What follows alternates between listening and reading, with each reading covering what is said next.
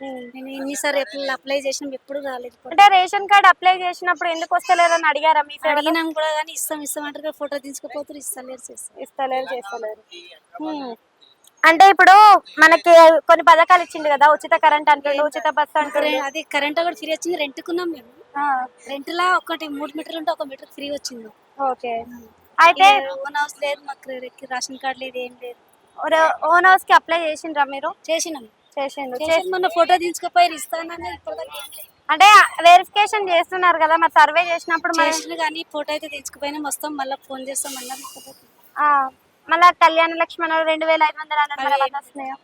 KCR government ఇవన్నీ రాలేదు కదా. వచ్చిండు చేస్తాడని అని నమ్మకం ఉంది కానీ ఏం చేస్తాడు. మరి చేస్తాడంటారా చేయరా? చేస్తాడని నమ్మకం అయితే విన్నాం కానీ అన్ని పెట్టినాం కానీ ఇంకేం పర్వాలేదు. మీకు కేసీఆర్ ప్రభుత్వం నచ్చిందా ఇప్పుడున్న ప్రభుత్వం? నచ్చింది. ఉచిత బస్ ఉంచితే బెటరా, తీసేస్తే బెటరా? మంచిది. ఉంచితే మంచిదా, తీసేస్తే మంచిదా? ఉంచితేనే మంచిది. అంటే ఎక్కలేకపోతుండ్రు, నొక్కుంటారు, గొడవలు అవుతున్నాయి అంటారు. అంటే మేమైతే దగ్గర జాబ్ చేసిన వాళ్ళకైతే మాకు నడిచిపోతుంది, దూరం పెట్టాలకు కష్టం. అంటే ఉచిత బస్సు వల్ల మనకి పప్పు, ఉప్పు, నూనె వీటి మీద రేట్లు ఎక్కువ పడుతుంది, అన్నిటికీ రేట్లు పెరిగిపోయి. మరి అప్పుడు ఫ్రీ బస్సు తీసేయాలి కదా. ఖాళీ బస్సు కూడా ఫ్రీ చేసింది కానీ అన్నిటిలో పెంచి పెట్టి